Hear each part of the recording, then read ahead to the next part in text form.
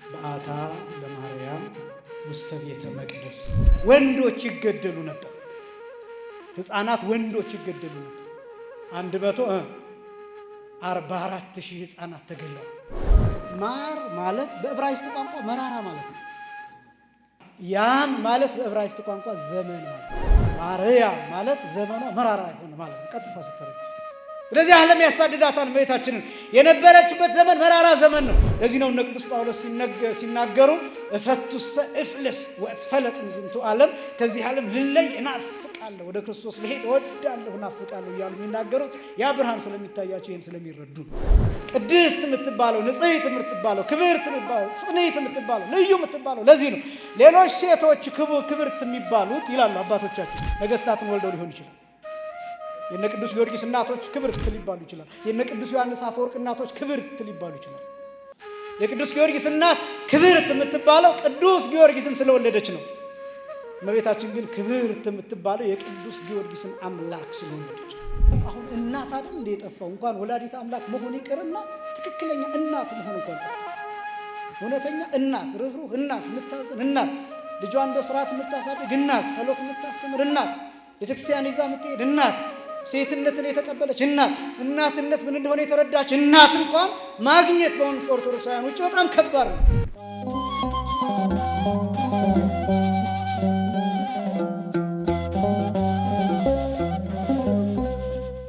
በስመ አብ ወወልድ ወመንፈስ ቅዱስ አሐዱ አምላክ አሜን።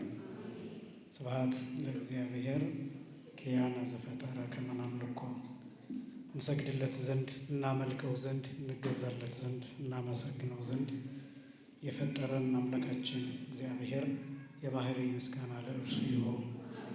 ስብሐት ለማርያም እመ አምላክ እግዝእትነ ወመድኃኒትነ፣ መድኃኒታችን መመኪያችን ለምትሆን ለእናታችን ለንጽሕት ቅድስት ድንግል ማርያምም የጸጋ ምስጋና ለእርሷ ይሁን። ስብሐት ለመስቀለ ክርስቶስ ዕፀ መድኃኒት ኃይልነ ወፀወንነ፣ ኃይላችን አምባችን መጠጊያችን ጋሻችን ለሚሆን በቀራንዮ ለተተከለ መድኃኒት ለሚባል ለክርስቶስ መስቀልም የጸጋ ምስጋና ለእርሱ ይሁን። ለተወሰኑ ደቂቃዎች የምንማማርበት የትምህርት ርዕስ ማርያም በሚል ርዕስ ይሆናል።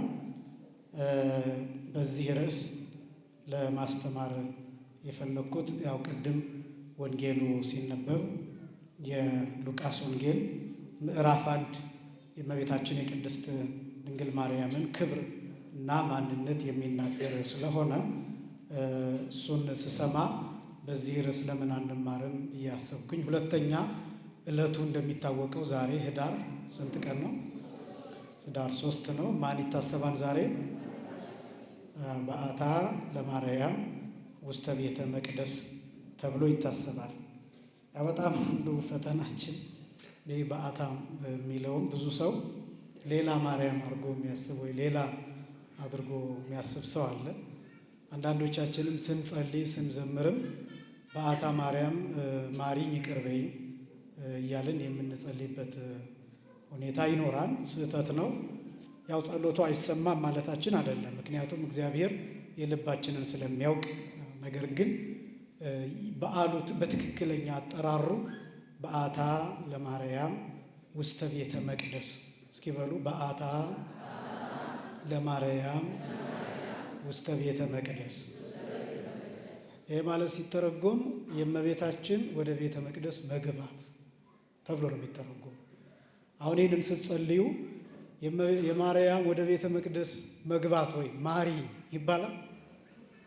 አያችሁት? አማርኛው ሲተረጎም አንዳንድ ነገሮችን ከመምህራን መስማት ይገባል። ሌላም እንደዚሁ ለምሳሌ ልደታ ለማርያም ሐና ወኢያቄም አሁን በአንድ እንደዚህ ተብሎ ነው የሚጠራው። ትክክለኛው አጠራር ልደታ ለማርያም ሐና ወኢያቄም። ልደታ ለማርያም ማለት የማርያም መወለድ ወይም የማርያም ልደት ማለት ነው። ልደታ ለማርያም ይቺ ለምትባለዋ ዘርፍ አያያዥ ተብላ ትጠራለች። በእንግሊዝኛው ኦፍ ብላችሁ የምትጠሩት ኦኤፍ ማለት ነው። ደብል ኤፍ ሳይሆን ኦፍ ብላችሁ የምትጠሩት። ለምሳሌ ዘ ወርድ ኦፍ ጋድ ብትሉ የማን ቃል ማለት ነው?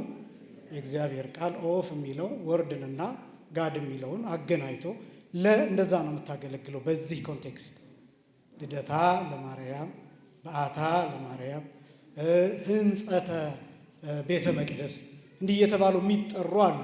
በራሳቸው መለመኛ ሆነው አያገለግሉ መታሰቢያዎች ናቸው። እና የዛሬው በዓል ራሱን የቻለ ሌላ በዓታ የምትባል ሌላ ሴት ሳትሆን የእመቤታችን የቅድስት ድንግል ማርያም ወደ ቤተ መቅደስ የመግባት በዓል እና እንዲህ አይነት ነገሮችን በተቻለ መጠን የመለየት ስራ ቢኖር መልካም ነው።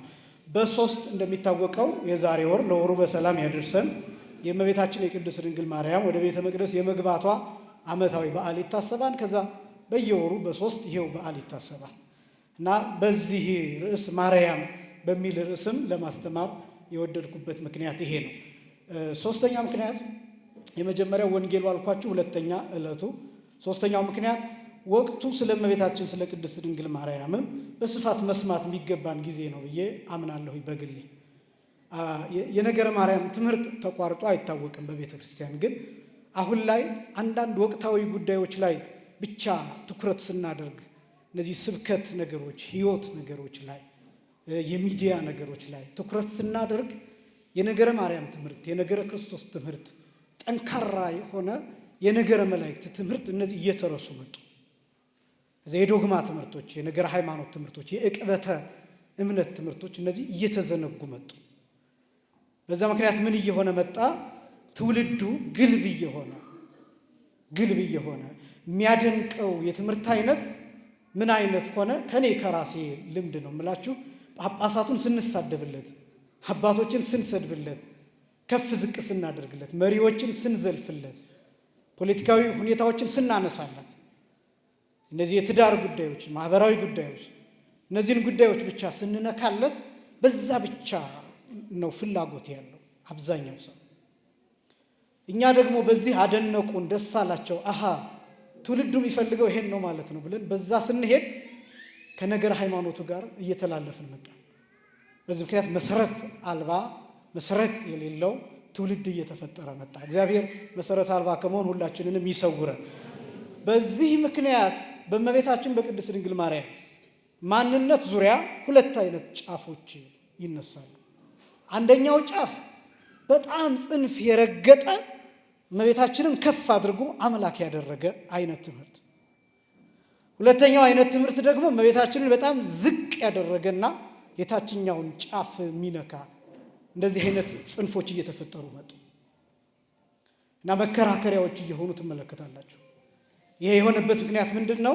የነገረ ማርያምን ትምህርት እየዘለልን እየተውን በመምጣታችን ምክንያት እንደሆነ እኔ የምረዳው እንደሱ ነው። በአብዛኛው እኔ የምጠቅሳቸው ምሳሌዎች አሉ።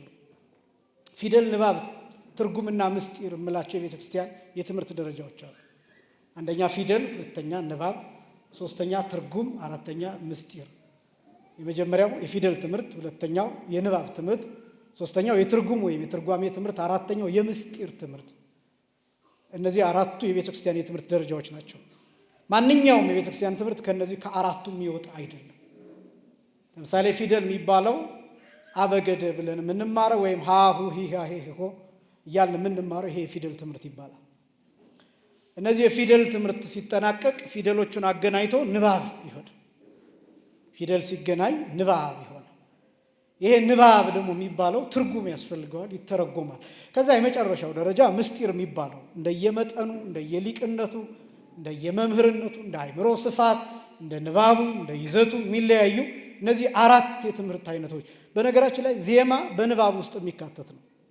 ለምሳሌ አንድ የድጓ መምህር መጥቶ እዚህ አንድ እስመ ለዓለም ቢቃኝልን እያነበበ ነው። ግን በምን እያነበበ ነው? በዜማ ስልት እያነበበ ነው። ንባብ ነው፣ ቁጥሩ ከንባብ ነው። ግን ዜማ በዜማ ስልት በሚያምር በሚገዛ ስለሚለው እና እነዚህ ፊደል፣ ንባብ፣ ትርጓሜ፣ ምስጢር እነዚህ 4 የትምህርት ደረጃዎች አሉ። ፊደል ከተበላሸ ምለው ነገር አለ ሁልጊዜ። ፊደል ከተበላሸ ምን ይበላሻል? ንባብ ይበላሻል። ፊደሉ ከተሰረዘ፣ ከተደለዘ፣ ቅርጹ ከተቀየረ ንባቡ ይበላሻል። ለምሳሌ አሁን ነቃ ጥበብ የሚለውን ስም አንዳንዱ ሰው ነቃ ጥበብ ለማለት ነጋ ጥበብ ነው የሚለኝ። እኔ ብዙ ሰው ነጋ ጥበብ ይላል። ፊደሉን ከቀ ወዴት ቀይሮታል? ወደ ገ ቀይሮታል። የኔ ፓስፖርቴ ላይ ያለው ነጋ ጥበብ አይደለም። ስለዚህ ነጋ ጥበብ ብዬ ስጽፍ መታወቂያዬ ስህተት ይሆናል፣ ፓስፖርቴ ስህተት ይሆናል፣ ዶክመንቴ ይሳሳታል። የሆነ የጠራኝ አካል ሊመልሰኝ ይችላል። ይሄን ለማስተካከል ፍዳይ ላይ ይችላል በፊደል ለውጥ ምክንያት። ስለዚህ ፊደል ከተበላሸ ሁልጊዜ ንባብ ይበላሻል። ንባብ ከተበላሸ ትርጉም ይበላሻል። ነጋ ጥበብ ማለት ሌላ ትርጉም ነው። ነቃ ጥበብ ማለት ግን የጥበብ ምንጭ ነው። እንደው ነግሃ ጥበብ ግዕዝ እንኳን እናድርገው ብንባል የጥበብ ንጋት ተብሎ ነው የሚተረጎመው ነጋ ጥበብ ከተባለ። ነቃ ጥበብ ማለት ግን የጥበብ ምንጭ ማለት ነው።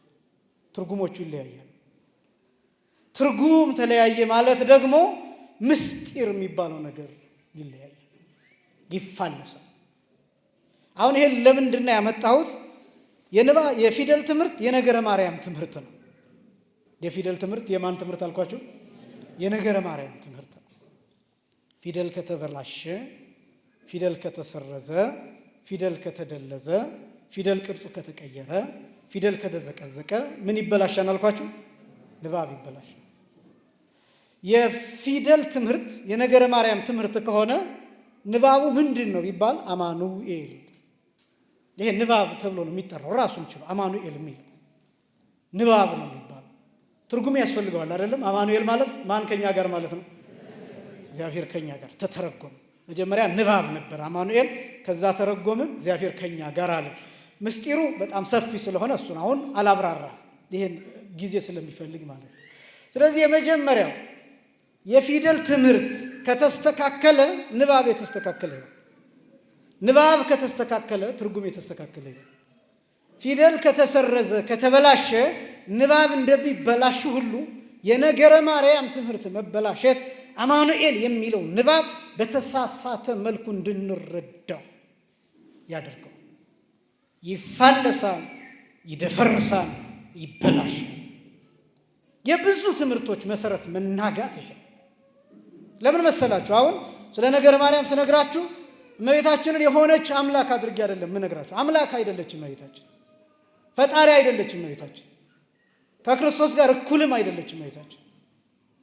እመቤታችንን በልክ የመግለጥ ትምህርት ነው። በልክ የመግለጥ ማለት በልኳ የመግለጥ፣ በማንነቷ የመግለጥ፣ በተሰጣት ክብር የመግለጥ፣ መጽሐፍ ቅዱስ ላይ በያዘችው ስፍራ መግለጥ፣ እዚህ ምድር ላይ ባላት ቦታ መግለጥ፣ በሰዎች ዘንድ ባላት ቦታ መግለጥ፣ እግዚአብሔር በሰጣት መላእክት ባከበሯት ቅዱሳን በተረዷት መልክ መግለጥ እንጂ እመቤታችንን ከፍ አድርጎ ከክርስቶስ ጋር እኩል የማድረግ ትምህርት አይደለም።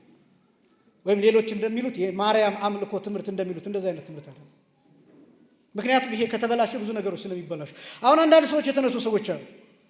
እመቤታችን ቅድስት ድንግል ማርያም ከፍጡርነት አሳልፈው እንዲያው በፍጡርና በፈጣሪ መካከል አድርገው የሆነ ስም የሌለው ማንነት እየሰጧት ያሉ ሰዎችን ትመለከታለች። እመቤታችን ፍጡር ናት።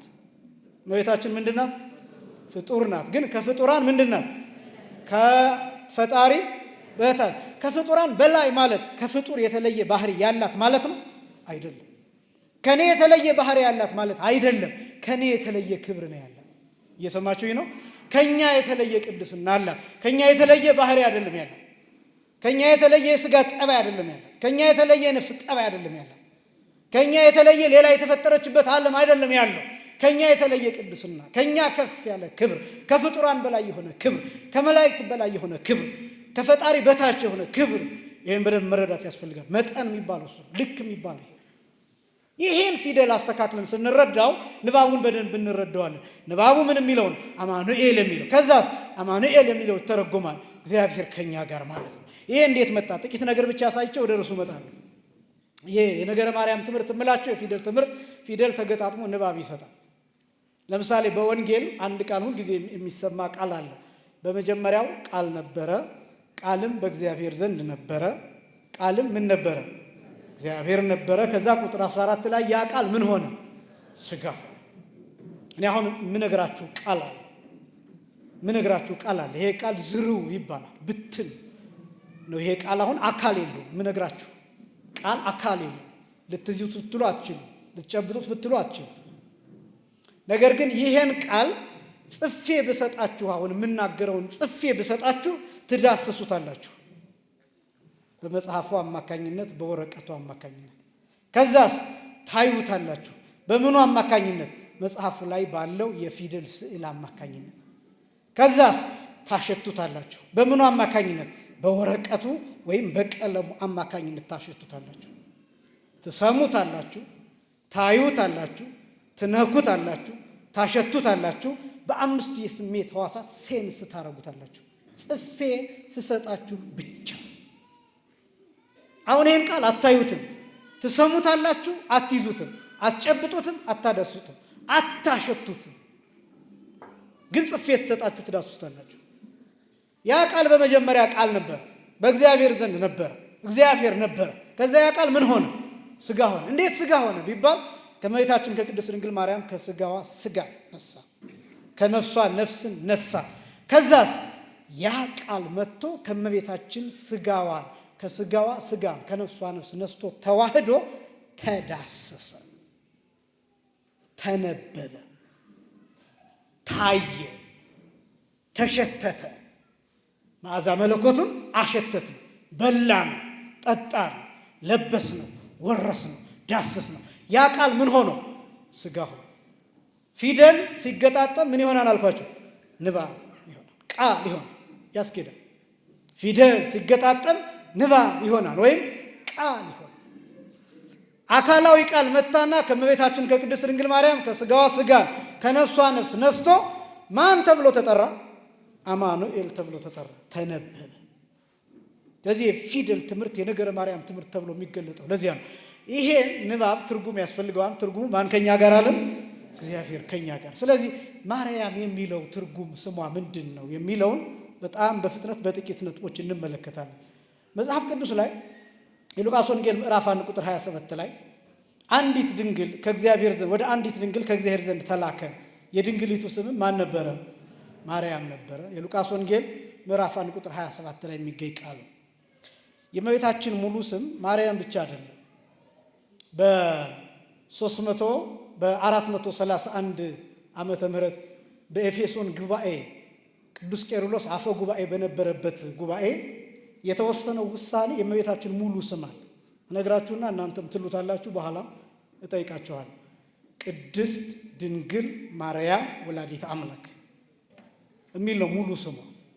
ቅድስት ድንግል ማርያም ወላዲተ አምላክ። እስኪ በሉ ቅድስት ድንግል ማርያም ወላዲተ አምላክ። መጀመሪያ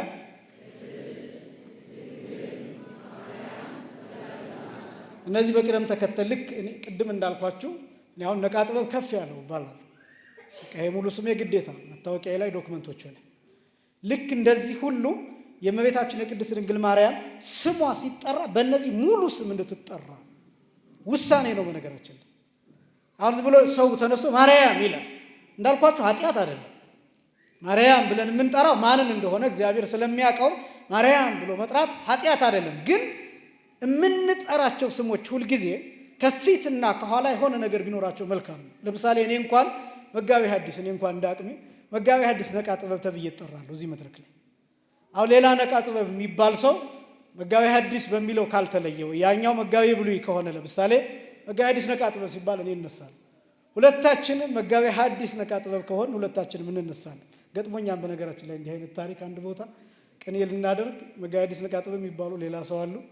ታውቃላችሁ? ቀዳሚ ጸጋ የደብረ ብርሃን እሳቸው አሉ፣ እኔም አለው። ሁለታችንም እንግዲህ ተነሳን። መጋቤ ሐዲስ ነቃ ጥበብ ቅኔ ያቀርቡልናል ሲባል ሁለታችንም ተነሳን እና ያው እንግዲህ የታዘዝኩት እኔ ለዚህኛው ነው አለ መርሃ ግብር መሪው። እኔ በጉልበት ገባው። ያው የቅኔ ጠባዩ ይፈላ ያስቸግራል። ስለዚህ ያኔ ጉልበት ተጠቀምኩኝ ማለት ነው። እና ስሞች ተመሳሳይ ስሞች ሲሆኑ ያኛውም ሰው ሊነሳ ይችላል። ወይ በአባት ካልተለየ፣ ወይ በአያት ካልተለየ፣ ወይ በማዕረግ ስም ካልተለየ፣ ወይ በቁመት ወይ በሆነ ቅጽም ስም ካልተለየ ሊቸገር ይችላል። የእመቤታችን የቅድስት ድንግል ማርያም ሙሉ ስሟ ቅድስት ድንግል ማርያም ወላዲት አምላክ በሚል እንድትጠራ በ431 ዓመተ ምህረት ጉባኤ ላይ ተወስኖ በቃለ ጉባኤ የተቀመጠ ነው። ቅድስት ለምን ትባላለች? ድንግል ለምን ትባላለች? ከዛ ወላዲት አምላክ ለምን ትባላለች? ቅድስት የሚለው ስሟ ከሌሎቹ የምትለይበት ነው። ንጽሕት፣ ክብርት፣ ጽንዕት፣ ልዩ ብለው ይተረጉሙታል የኛ ሊቃውንት። ቅድስት የሚለው ቀደሰ የሚለው 5 አይነት አፈታት አሉ። ብዙ አይነት ቃላት አሉ ለዚህ አይነት። ያው እንዳናከብድ እያለ ምን ተውሉ ይሄ ቀደሰ አመሰገነ፣ ቀደሰ አከበረ፣ ቀደሰ አነጻ፣ ቀደሰ አጸና፣ ቀደሰ ለየ የሚል ትርጉም አለ። ቅድስት ማለት የጸናች፣ የተመሰገነች፣ የከበረች፣ የተለየች፣ የነጻች፣ ንጽሕት ማለት ነው ቅድስት የሚል። አሁን ሌሎች እንደዚህ ስም ይባሉ አሉ አይደል? ለቅድስት ማርያም ግብፃዊት ልንል እንችላለን። ቅድስት ክርስቶስ ሰምራ ልንል እንችላለን። ቅድስት አርሴማ ልንል እንችላለን። የእመቤታችን ክብር ከሌሎቹ የሚለየው በምንድን ነው ቢባል ወላዲት አምላክ ናት እመቤታችን። ምንም አይነት እንከን፣ ነውር የሚባል ሕጸጽ የሚባል ጥፋት የሚባል የለባት። አእምሮዋ ውስጥ ምንም አይነት ድክመት የሚባል ምንም አይነት ውድቀት የሚባል ልቧ ውስጥ የለም። ከህሊና በላይ የምትባለው ለዚህ ወላይ ለሁሉ ህሊናት የሚላት ቅዱስ ኤፍሬም ከሐሳብ ሁሉ በላይ ከአእምሮ በላይ ከመታሰብ በላይ ከመነገር በላይ የምትሆነው ለዚህ ነው። ከቋንቋ በላይ እነ ቅድስት አርሴማ እኛ ስለምንለካቸው እንጂ በእግዚአብሔር ልኬት እግዚአብሔር የሚያገኝባቸው ጥቂት ነውር ይኖራል። ጥቂት ነውር ልብ በሉ። ሌሎቹ ቅዱሳት አንስት እነ ቅዱስ ክርስቶስ ሰምራ ሌሎቹም ቅዱሳት አንስት እግዚአብሔር በሚለካው ልኬት ጥቂት ይኖርባቸዋል። እመቤታችን ግን ምንም አልብኪ ነውር ወኢምንትን ይበላዕሌኪ በላይሽ ላይ ምንም ነውር የለብሽም ተብላ የተገለጠች ምንም። አሁን ይሄ እመቤታችንን ስለምንወዳት የሚመስላቸው ሰዎች አሉ። እመቤታችንን ስለምንወዳት አይደለም ይህንን የምንናገረው። ከእመቤታችን ማን ይገኛል ነው ጥያቄ። ከእመቤታችን ምን ይገኛል ነው ጥያቄ። በነገራችን ላይ እመቤታችንን አብዝተን የምናብራራው ክርስቶስ እንዲገባን ነው። ማን እንዲገባን? ክርስቶስ እንዲገባን። ምክንያቱም ክርስቶስ ከማን ነው የተገኘው? ከእመቤታችን በስጋ ተገኝቷል። ከስጋዋ ስጋ ነስቷል፣ ከነፍሷ ነፍስ ነስቷል። በስጋ ተገልጧል፣ ተበልቷል፣ ተጠጥቷል፣ ተለብሷል፣ ተዳሷል፣ ተወርሷል። ክርስቶስ በምድር ላይ የተመላለሰበት ስጋ ተወደደም ተጠላም ከሰማይ የመጣ አይደለም፣ ከድንግል ማርያም የተገኘ። ስለዚህ ምንጩ ምን አይነት ነው? ምንጩ ምንድን ነው ብሎ ማብራራት ይፈልጋል፣ መረዳት ይፈልጋል፣ መሶቡን ማወቅ ይፈልጋል። መጠጫውን ስኒ፣ መጠጫውን ብርጭቆ፣ ምግቡ የተገኘበትን ኪችን ኩሽና ማወቅ ይፈልጋል። ውሃው የተቀዳበትን የተገኘበትን ምንጭ መረዳት ይፈልጋል። ስለዚህ እመቤታችንን የምናብራራው አብዝተን እመቤታችንን እንድትገባን ብቻ አይደለም፣ ክርስቶስ እንዲገባን ማን እንደሆነ እንድናውቀው። እመቤታችንን ነውር አለባት የሚል ሰው ምን እንደሚል ታውቃላችሁ? ሎቱ ስብሐት ክርስቶስን ነውር አለበት ይላል። እመቤታችንን ጥንተ አብሶ አለባት ብሎ የሚያስተምር ሰው ምን እያለ እንደሆነ ታውቃላችሁ? ክርስቶስ ጥንተ አብሶ አለበት ይላል። ሎቱ ስብሐት። እመቤታችንን መርገም አለባት ብሎ የሚያስተምር ሰው ምን እያለ እንደሆነ ታውቃላችሁ?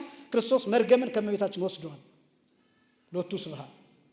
ከስጋዋ ስጋ ነስቷን ከነፍሷ ነፍስ ነስቷን ከተባለ የእመቤታችን ስጋና ነፍስ ደግሞ ክብር ይግባትና የተረገመ ነው ካልን ክርስቶስ የነሳው ስጋና ነፍስ የተረገመ ነው። ስለዚህ ክርስቶስ መርገም አለበት።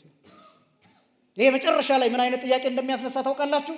ክርስቶስ የተሰቀለው ለኔ ነው ወይስ ለራሱ ነው የሚል ጥያቄ ያስነሳ።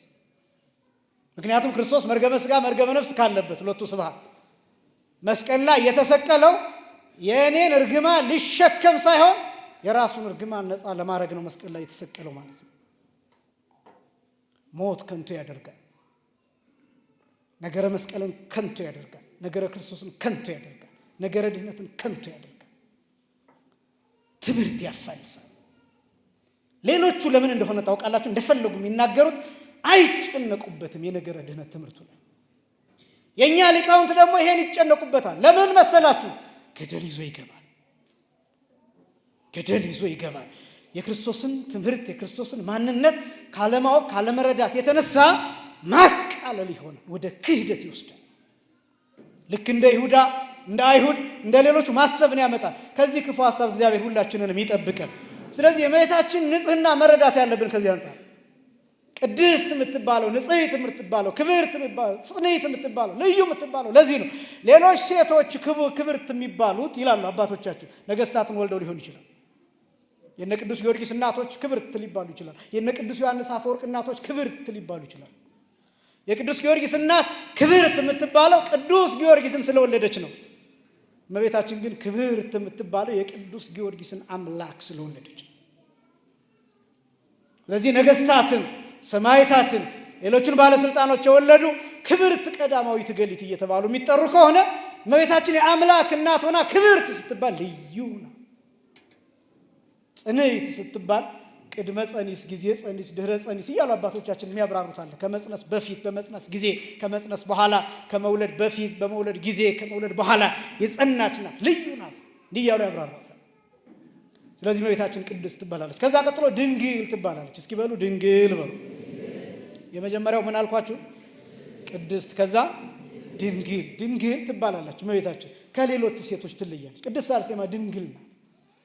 የቅድስት አርሴማ ድንግልና ከእመቤታችን ድንግልና ጋር አይወዳደርም። ለምን? የሥጋ ድንግልና፣ የነፍስ ድንግልና፣ የመንፈስ ወይም የፈቃድ ድንግልና ተብሎ የሚጠራ ሶስት አይነት አጠራራ። የሥጋ ድንግልና የሚባለው ሴቶች በሆነ አጋጣሚ በተለያየ ምክንያት ደናግል ሊሆኑ ይችላሉ፣ ራሳቸውን ጠብቀው ወይ በተለያየ ምክንያት የሥጋ ድንግልና የሚባለው እሱ። የነፍስ ድንግልና የሚባለው የክርስቲያኖች ሁሉ ድንግልና፣ የነፍስ ድንግልና የሚባለው የክርስቲያኖች ሁሉ ድንግልና ማለትን ማለት ነው። ለምሳሌ አንድ ሰው በዝሙት ወድቆ ንስሐ ቢገባ ቀኖናውን ከጨረሰ በኋላ የነፍስ ድንግል ነው። የነፍስ ምንድን ነው አልኳቸው? ምን ከገባ በኋላ? ንስሐ ከገባ በኋላ የነፍስ ድንግል ነው። የነፍስ ድንግልናው ተመልሶለታል። የነፍስ ድንግልና የሚታጣባቸው በጣም ብዙ ነገሮች አሉ። በዝሙት ብቻ አይደለም የነፍስ ድንግልና የሚታጣ፣ በሌብነት ይታጣል የነፍስ ድንግልና፣ በውሸት ይታጣል፣ በተንኮል ይታጣል፣ በቂም ይታጣል፣ በዘረኝነት ይታጣል፣ በበቀል ይታጣል፣ በክፋት ይታጣል። እነዚህን ነገሮች ግን ንስሐ ገብቶ ሲመለስባቸው የነፍስ ድንግልና ይመለስለታል። ይሄ የክርስቲያኖች ሁሉ ድንግልና ይባላል። የመጀመሪያው የሥጋ ድንግልና፣ ሁለተኛው የነፍስ ድንግልና፣ ሶስተኛው ደግሞ የፈቃድ ድንግልና፣ የመንፈስ ድንግልና፣ የሐሳብ ድንግልና። ይሄ በጣም ረቂቅ ነው። በሐሳብ አለመበደልን። በነገራችን ላይ የፈቃድ ድንግልና ያላት እመቤታችን ብቻ ናት ከፍጡራን ወገን። ፈቃድ፣ ይሄ የዚህ ዓለም ፈቃድ የሌለባት፣ የዚህ ዓለም ምኞት የሌለባት፣ የዚህ ዓለም ምኞት፣ የዚህ ዓለም ርኩሰት ያልጣላት፣ ያላሳሳታት፣ ራሷን በመንፈሳዊው ዓለም ብቻ ያኖረች፣ ለኃጢአት ምውት ሆና አይኖረች፣ ለጽድቅ ሕያዊት የሆነች እመቤታችን ብቻ ነው። እንደው ይሄ ማብራራት ስለሚከብድ ነው። በነገራችን ላይ አንድ ቃል ብቻ ላንሳላችሁ። የሉቃስ ወንጌል ምዕራፍ 2 ቁጥር 35 ላይ ሁልጊዜ የሚጠቀስ ቃል አለ። ወለኪ ሰይበ ውስተ ልብኪ ኩናተ ኑፋቄ፣ በአንቺ ግን በነፍስሽ ምን ያልፋል? ሰይፍ ያልፋል። አሁን ይሄ ቃል ብዙዎቻችን ስለ ሰይፍ ነው የሚመስለው። አሁን በነፍስሽ ሰይፍ ያልፋል የሚለውን በቁሙ ብንተረጉመው እመቤታችን የሞተችው በሰይፍ ነው። በሰይፍ ተመታ ታውቃለች? ተገርፋ ታውቃለች? ስለዚህ ሰይፍ የሚለው ምንድን ነው የሚያሳየው? የእግዚአብሔርን ፈቃድ ነው የሚያሳየው።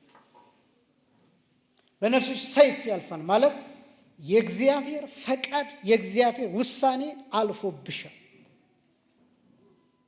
የእግዚአብሔር ውሳኔ ስላለፈባት እመቤታችን ለዚህ ዓለም አትኖርም። በእግዚአብሔር ፈቃድ የተቃጠለች ሴት ናት።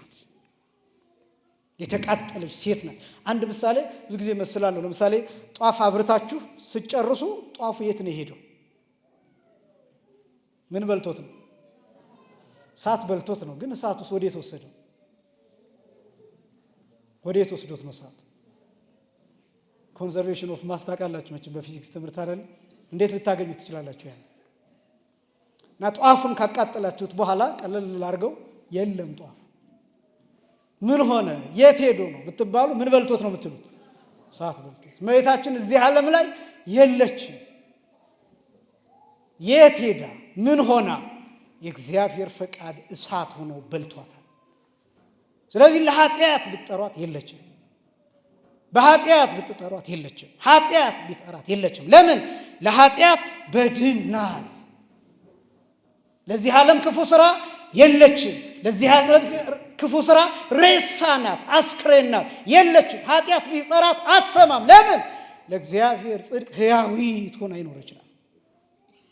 በነፍስሽ ሰይፍ ያልፋል ማለት ይሄ የእግዚአብሔር ፈቃድ፣ የእግዚአብሔር ቃል፣ የእግዚአብሔር ውሳኔ ነው ሰይፍ ተብሎ ያ ሰይፍ ከዚህ ዓለም ለይቷታል፣ ለእግዚአብሔር መርጧታል። ስለዚህ ሕይወቷ በሙሉ ለእግዚአብሔር የተሰጠ። ስለዚህ እመቤታችን የቅድስት ድንግል ማርያም ድንግልና ከሌሎች ሁሉ የተለየ የምንለው ለዚህ ነው። የፈቃድ ድንግልና ድንግል በዚህ ላይ ድንግልናዋ ምልክት ሆኖ የተቀመጠ ነው። ለዚህ ያህል ለምሳሌ ነቢዩ ኢሳይያስ የተናገረውን ቃል ብቻ እናንሳ። ትንቢተ ኢሳይያስ ምዕራፍ 7 ቁጥር 14 ላይ እነሆ ጌታ ራሱ ምን ይሰጣቸዋል?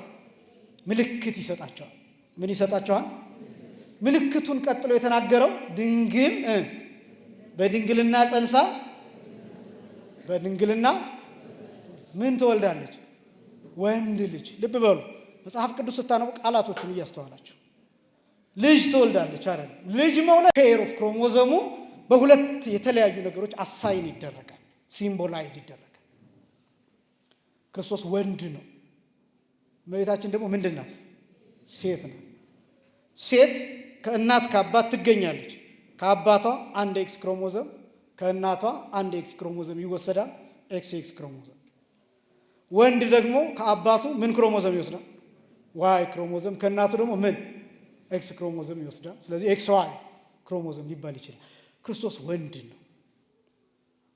አሁን ባዮሎጂካሊ እናብራራው ብንል ክርስቶስ ኤክስ ዋይ ክሮሞዞም አለው ማለት ነው። እመቤታችን ደግሞ ምን ክሮሞዞም ነው ያለው? ኤክስ ክሮሞዞም። ምክንያቱም ምን ስለሆነች? ሴት ስለሆነ። ዋይ ክሮሞዞም ከየት መጣ? ዋይ ክሮሞዞም ከየት መጣ? አሁን ይሄ ምስጢረ ሥጋዌ ነገረ ድኅነት የሚባለው ትምህርት አንደኛ ይሄ ሲብራራ ብዙ ሰው እንቅልፍ ውስጥ ስለሚተኛ በቃ ይከብዳል ተብሎ ይታለፋል። በሃይማኖት አበው በብዙ ስፍራ ተቀምጧል። መንፈስ ቅዱስ የሰራው ምንድን ነው? መንፈስ ቅዱስ ያድርብሻል፣ የልዑል ኃይል ይጸልልሻል፣ ከአንቺ የሚወለደው ቅዱስ የእግዚአብሔር ልጅ ይባላል። መንፈስ ቅዱስ ምን ሊሰራ መጣ? በማህፀነ ማርያም ወይም በድንግል ማርያም ማህፀን መንፈስ ቅዱስ ምን ሊሰራ መጣ ቢባል ከስጋዋ ስጋን መክፈል፣ ከነፍሷ ነፍስን መክፈል፣ ከዛስ ይህንን አዘጋጅቶ ከቃል ጋር ማዋሃድ የመንፈስ ቅዱስ ስራ። ይህን ቅዱስ ዮሐንስ አፈወርቅ ምን እንደሚል ታውቃላችሁ? ወአናሚሁኒ መንፈስ ቅዱስ ይላል። ሸማኔው መንፈስ ቅዱስ ነው፣ የሰራው መንፈስ ቅዱስ ነው። ወገባሪሁ ለውእቱ ስጋ መንፈስ ቅዱስ፣ ይህን ስጋ ያዘጋጀው በማህፀነ ማርያም። ይሄ ልዩ ጥበብ ነው፣ ይሄ ረቂቅ ነው፣ ይሄ ስፋት ነው፣ ይሄ መነገር አይችልም። ይሄን እመቤታችን ተሸክማለች። ይሄ በድንግል ማርያም ማህፀን ውስጥ ብቻ የተከናወነ ዓለምን ሊያሳልፍ የሚችል ጥበብ ነው። ዓለም ሊያልፍበት የሚችልበት ጥበብ ነው። ይሄ ብቻ በነገራችን ላይ መናገር አንችል። እመቤታችን ያልተናገረቻቸው ምስጢራት አሉ። መላእክት ራሳቸው የማያውቁት ምስጢር አለ። ቅዱስ ገብርኤል የማያውቀው ምስጢር አለ። ቅዱስ ሚካኤል የማያውቀው ምስጢር አለ። እመቤታችን ብቻ የተሸከመች ቢነገር ዓለም ሊያልፍበት የሚችልበት ምስጢር ምልክት ሆኖ ተቀምጧል። ወንድ ልጅ ትወልዳለች የሚለው ቃል ምን እያለ መሰላችሁ? ሴት ናት። ሴቲቱ ድንግል ናት። ከዛስ በድንግልና ትጸንሳለች። ከዛስ ሴት አይደለም የምትወልደው፣ ወንድ ልጅ ትወልዳለች። ስሙን ማን ትለዋለች? አማኑኤል ትለዋለች። ይሄ ምልክት ተሰጥቶ ተቀምጧል። ይሄ ድንግልና። ከዛስ በጣም የሚገርም ምን እንደሆነ ታውቃላችሁ? መልአኩ ቅዱስ ገብርኤል ለቅዱስ ዮሴፍ ሲተረጉምለት በቀጥታ ይሄን ቃል ነው የጠቀሰው። ይሄን ቃል የነቢዩ ኢሳይያስን ቃል ነው የጠቀሰው። ትንቢተ ኢሳይያስ ምዕራፍ 7 ቁጥር 14 ላይ ዮሴፍ ግራ ሲገባ መልአኩ ምን እንዳለው ታውቃላችሁ? ውሰዳት፣ እንዳትፈራ። ኢሳይያስ የተናገረው ምልክት እሷ ናት። ድንግሊቱ እሷ ናት። ከእሷ ያለ ወንድ ዘር ተጸንሶ በመንፈስ ቅዱስ ግብር ተጸንሶ የሚወለደው ተብሎ የተነገረላት አማኑኤል ይባላል የተባለላት ድንግል እሷ ናት ብሎ ምልክቱን ነገረ። ሌላ ደግሞ የሚያስደንቅ ነገር ልንገራችሁ። ስምዖን ሽማግሌው ስምዖን ይሄን እንዲተረጉም ያ ሁልጊዜ የሚነገር ነው። እንዲተረጉም የተሰጠው ክፍል ይሄ ክፍል ነበር። ኢሳይያስን ነበር የሚተረጉመው፣ ትንቢተ ኢሳይያስን ማለት ነው። እና ይሄን ሲተረጉም ተጨንቆበት የነበረው ትርጉም ይሄ ትርጉም ነበር። ያው ድንግል በድንግልና ጸንሳ ወንድ ልጅ ትወልዳለች የሚለው ይሄን ትርጉም እኔ የምተረጉመው ለአህዛብ ነው። ለእስራኤል ቢሆን እሺ ትንቢቱ ስላለ ሱባኤው ስላለ ተስፋው ስላለ ይረዱኛል። እነሱ ግን እንዴት ይገባቸዋል ብሎ ተጨነቀ። ከዛስ ድንግል የሚለውን ወለት ሴት ያለ መልአኩ ያው እንደምታውቁት 3 ጊዜ ሰርሶ በሶስተኛው ምን አለው መልአኩ? ይትመውት ዘእንበለ ትራይ መሲሁ ለእግዚአብሔር፣ ሳትደርስ አትሞትም።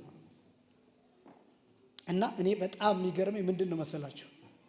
ስምዖን ለብዙ መቶዎች ዓመታት ብዙ አይነት የታሪክ መጽሐፎች አሉ። 500 ዓመት የሚሉ አሉ፣ 300 ዓመት የሚሉ አሉ። ለብዙ 100 ዓመታት ከኖረ በኋላ ቀጥታ ጌታ 40 ቀን ሲሞላው እመቤታችንና ዮሴፍ ጌታን ይዘው ወደ መቅደሱ ሲሄዱ ስምዖን መንፈስ ቅዱስ አጽንቶት ወደ ቤተ መቅደሱ እንዲሄድ ሆነ። ቀጥታ ከማን ጋር እንደተፋጠጠ ታውቃላችሁ? ከድንግሊቱ ጋር። ያ ይሰርዘው የነበረው ድንግል የሚለውን ሴት እያለ ይጽፎ የነበረው ቀጥታ ከእሷ ጋር ተፋጠጠ። ስምዖን ምንድን ነው ያደረገው? ዘሎ ሂዶ ሕፃኑን ተቀበለ፣ ባረካቸው። እመቤታችንንም ዮሴፍንም ሕፃኑንም። ከዛ ነፍስሽ ሰይፍ ያልፋል የሚለውን ትንቢት ተናገረ። ባሪያህን ከዚህ በኋላ ሰናብተው አለ። ምልክቱ ይሄ ነበር።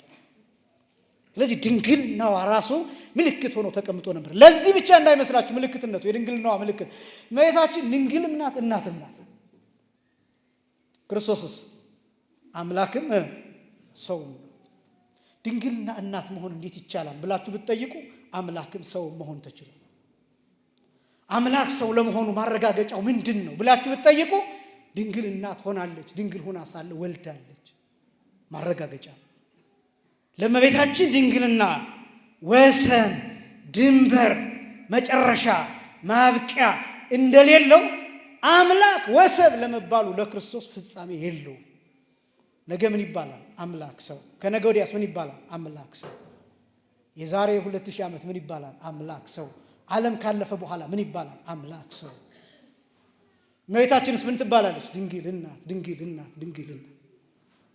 ማብቂያ ምልክት ሆኖ ጭምር። ለዚህ ነው ቅዱስ ኤፍሬም ሲናገር በረቡዕ ውዳሴ ማርያም ዛሬ ጸልያችሁ ወጣችሁ ከሆነ ትዕምር ተዋህዶ ረሰየኪ አብ፣ አብ የአንድ ልጁ ምልክት አደረገሽ። ምን አደረገሽ? ምልክት አደረገሽ። ስለዚህ ድንግልናዋ ምልክት፣ ቅድስት ድንግል። ከዛ ምን አልኳችሁ? ማርያም። መጀመሪያ ምን አልኳችሁ? ከዛ ማርያም የሚለው በመጽሐፍ ቅዱስ ውስጥ እመቤታችንን ጨምሮ ወደ 8 የሚደርሱ እኛ የደረስንባቸው ወደ 8 የሚደርሱ ማርያም ተብሎ የሚጠሩ ሴቶች አሉ። ግን ይሄ ስም በትክክል የሚገልጠው ያው እንደምታውቁት አንድ ስም ከሰማነው በኋላ ለሌሎቹ ልናወጣው እንችላለን። በትክክል እነዚህ ስሞች የሚገልጡት 2 ሰዎችን። ስንት ሰዎችን? የመጀመሪያ የሙሴ እህት ማርያም፣ ሁለተኛዋ እመቤታችን። እነዚህን ተናግሬ ይጨርሳል። ማርያም የሚለውን አለቃ ኪዳነ ወልድ ክፍሌ የሚባሉ የቋንቋ ሊቅ፣ ለሃይማኖት አይጠቀሱም፣ ለቋንቋ ብቻ ነው የሚጠቀሱት። ማርያም የሚለውን ሲተረጉሙ ማር ማለት በዕብራይስጥ ቋንቋ መራራ ማለት ነው። ማር ማለት በዕብራይስጥ ቋንቋ ምንድን ነው አልኳቸው? መራራ። ያም ማለት በዕብራይስጥ ቋንቋ ዘመን ማለት ነው። ያም ማለት ምን ማለት ነው አልኳቸው? ማር ማለት ምን ማለት ነው? ያም ማለት ማርያም ማለት ዘመኗ መራራ የሆነ ማለት ነው ቀጥታ ሲተረጉም። ይህ ስም ለመጀመሪያ ጊዜ ያገኘችው የሙሴ እህት ነው። ይህን ስም የተጠራችበት ማርያም የሚለውን ስም ለምንድን ነው እሷ በዚህ ስም የተጠራችው ቢባል እሷ የተወለደችበት ዘመን የሙሴ እህት ማርያም የተወለደችበት ዘመን ማርያም የሙሴ ታላቅ ናት። በነገራችን የሙሴ ታላቅ ናት ማርያም የሙሴ እህት ምንላት። እሷ የተወለደችበት ዘመን ወንዶች ልጆች የሚገደሉበት ዘመን፣ ባርነት የነበረበት፣ ጭንቅ የነበረበት፣ ክፉ ዘመን የነበረበት፣ ጡብ ይረግጡ የነበረበት ዘመን፣ አስጨናቂ ዘመን እና በዚያ ዘመን ወንድ ነው የምወልደው ወይስ ሴት ነው የምወልደው የሚለው ትልቅ ጭንቀት።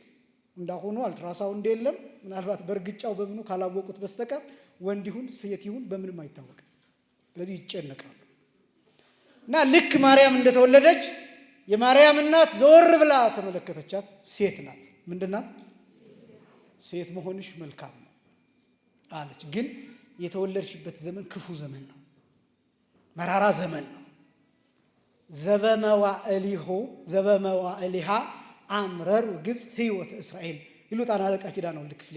በዚያ ዘመን ግብፃውያን የእስራኤልን ሕይወት ያስመረሩበት ዘመን ነበር።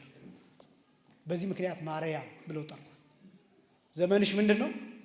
መራራ ነው። ዘመንሽ ምንድን ነው? መራራ ነው ሲሉ ማርያም ብለው ጠሩ። በዚያው ማርያም የሚለው ስም ከብዙ ሺህ ዓመታት በኋላ እመቤታችን ተጠራችበት። ቀጥታም ተርጉሞና ብዙ አይነት ትርጉሞች አሉ። ያው ከጊዜ አንጻር እነሱን ለመንካት ሊቸገር ይችላል። እመቤታችንን ሲመለከት አሁን ማርያም የሚለው ከእመቤታችን ጋር ምን ያገናኘዋል ቢባል የእመቤታችን ዘመን መራራ ነው። እመቤታችን ዘመኗ ምንድን ነው? መራራ። አትፍሩ፣ እሷን አይደለም መራራ ናት ያልኳቸው። ምኗን ነው መራራ ያልኩት? የተወለደችበት ዘመን የሰው ልጅ በስቃይ የነበረበት ዘመን፣ እንደ ፈርዖን፣ ሄሮድስ፣ ዲያብሎስ፣ ጨካኝ ነገስታት፣ ጨካኞች ባለስልጣናት፣ ይረግጡ የነበረበት ዘመን፣ ድሃ ይገፋ የነበረበት ዘመን፣ ነፍሳት በሲኦል ይሰቃዩ የነበረበት ዘመን፣ በእግረ አጋንንት እየተጠቀጠቁ የነበረበት ዘመን፣ በመንጸፈ ደይን ወድቀው የነበረበት ዘመን፣ የጨለማ ዘመን፣ የፍዳ ዘመን፣ እመቤታችን የመጣችበት ዘመን መራራ ነው።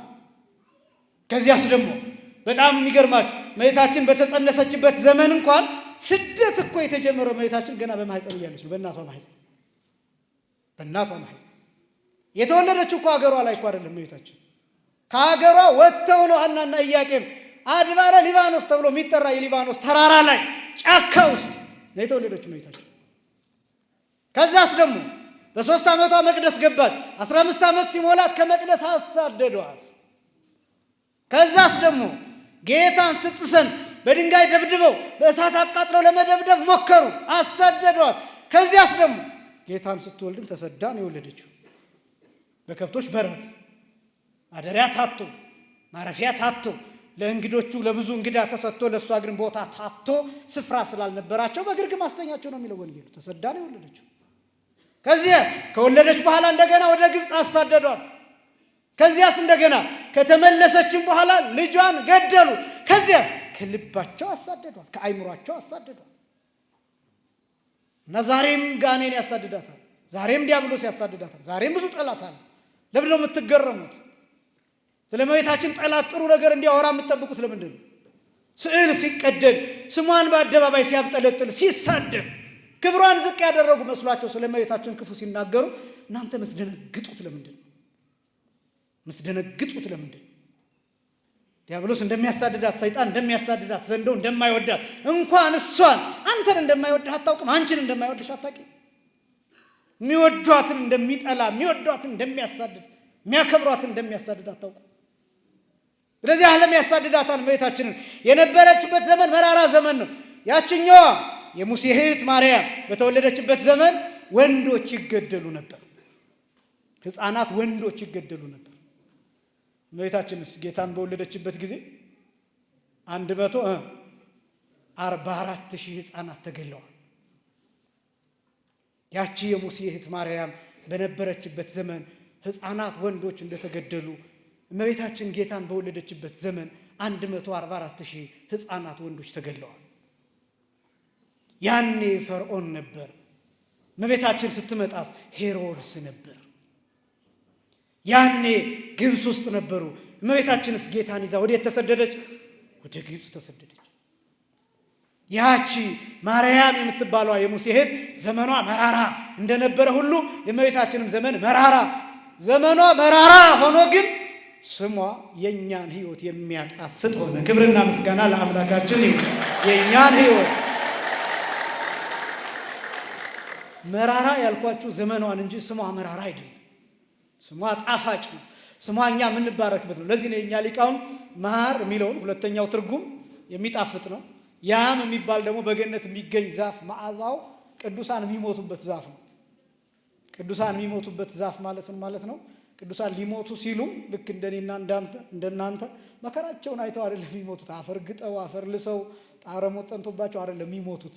ልክ ሊሞቱ ጊዜያቸው ሲደርስ ምን እንደሚያደርግ ታውቃላችሁ? እግዚአብሔር ከገነት ያለች ዛፍ ይቺ ያም የምትባለውን ዛፍ አምጥተው ያሸቷቸዋል።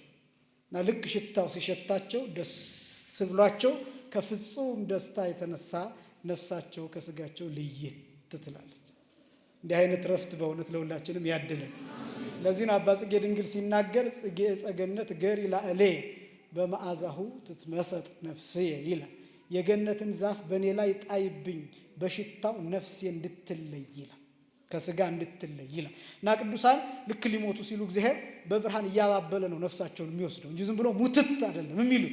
መላእክት መጥተው እየዘመሩ እነ ዳዊት በመሰንቆ በበገና እየደረደሩ እነ እዝራ መጥተው እየዘመሩ ይሄን እየሰሙ ደስ እያላቸው ወደዛኛው ብርሃን ሄዳል። ለዚህ ነው እነ ቅዱስ ጳውሎስ ሲናገሩ እፈቱሰ እፍልስ ወእትፈለጥ እምዝንቱ ዓለም፣ ከዚህ ዓለም ልለይ እናፍቃለሁ፣ ወደ ክርስቶስ ልሄድ እወዳለሁ እናፍቃለሁ እያሉ የሚናገሩት ያ ብርሃን ስለሚታያቸው ይህን ስለሚረዱ ነው። እና ይሄ ያም የሚባለው ዛፍ የተለየ ዛፍ ነው። ከምድር ማርን ከገነት ያምን አገናኝተው ማን ብለው ጠሯት? ማርያም ብለው ጠሯት። ክብር ምስጋና ለአምላካችን ይሁን። በእውነት እመቤታችን እዛ ወላዲት አምላክ እስኪ በሉ ቅድስት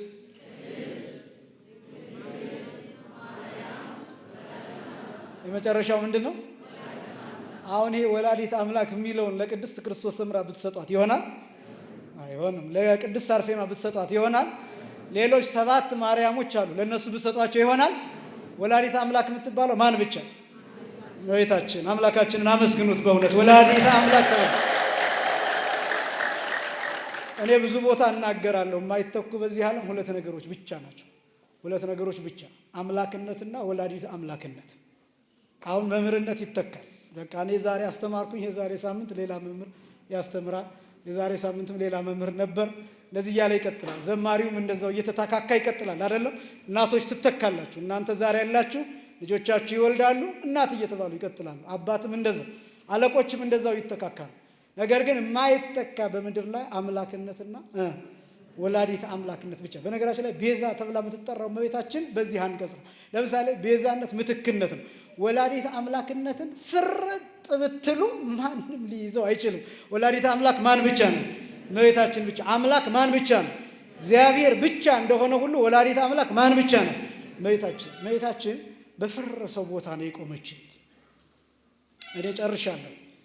እመቤታችን የቆመችልን መሆን በማንችለው ስፍራ። እንደው እኔ የምላችሁ እናቶች እንደው ወላዲት አምላክ መሆን ትችላላችሁ? የፈለገ እስከ ዓለም መጨረሻ ድረስ ያሉ ሴቶችን ብንመርጥና ስለ ቅድስናቸው ስለ ንጽህናቸው አብዝተን ብናወራ ወላዲት አምላክ መሆን ይችላል? አሁን እናት አይደል እንደ የጠፋው? እንኳን ወላዲት አምላክ መሆን ይቅርና ትክክለኛ እናት መሆን እንኳን ጠፍቶ፣ እውነተኛ እናት፣ ርህሩህ እናት፣ የምታዝን እናት፣ ልጇን በስርዓት የምታሳድግ እናት፣ ጸሎት የምታስተምር እናት፣ ቤተክርስቲያን ይዛ የምትሄድ እናት፣ ሴትነትን የተቀበለች እናት፣ እናትነት ምን እንደሆነ የተረዳች እናት እንኳን ማግኘት በእውነት ከኦርቶዶክሳውያን ውጭ በጣም ከባድ ነው። እንኳን ወላዲት አምላክ መሆን። እመቤታችን መሆን በማንችለው ቦታ ነው የሆነችው። በፈረሰው ቦታ፣ በፈረስንበት ቦታ፣ በተረገጥንበት ቦታ፣ በደከምንበት ቦታ፣ በማንሆንበት መቼም ልንሆን በማንችለው ቦታ እንኳን ወላዲት አምላክ መሆን ይቅርና ታሪክ ለትውልድ ማስረከብ አቅቶናል። ቤተክርስቲያንን ማስቀጠል አቅቶናል። ሃይማኖቱን ማስቀጠል አቅቶናል። መንፈሳዊነቱን ማስቀጠል አቅቶናል። እንኳን ክርስቶስን መውለድ ይቅርና ክርስቶስን መግለጥ አቅቶናል። መስበክ አቅቶናል። መኖር አቅቶናል። እንደሚገባን እንኳን መውለድ፣ እንኳን የክርስቶስ እናት መሆን፣ እንኳን ይሄን መሆን ይቅርና ራሱን ክርስቶስን ማሳየት አቅቶናል። እየተባላን እየተለያየን ገሌ እንዲህ ነው ገሌ እንደዛ ነው እያለን እንኳን እናት መሆን ይሄን መሆን የቻለችው እመቤታችን ብቻ ነው። በዚህ ምክንያት አንዲት ድንግል ተብላ ትጠርታለች። አንዲት ድንግል። የድንግሊቱ ስም ማን ነበረ? ማርያም ነበረ። ምናልባት ሌላውን ትርጉም በሌላ ጊዜ እንደ እግዚአብሔር ፈቃድ ልናየው እንችላለን። የእመቤታችን አማላጅነት ከሁላችን ጋር ይሁን። ያስተማረን የአባቶቻችን አምላክ እግዚአብሔር ይክበር ይመስገን። ስብሐት ለእግዚአብሔር።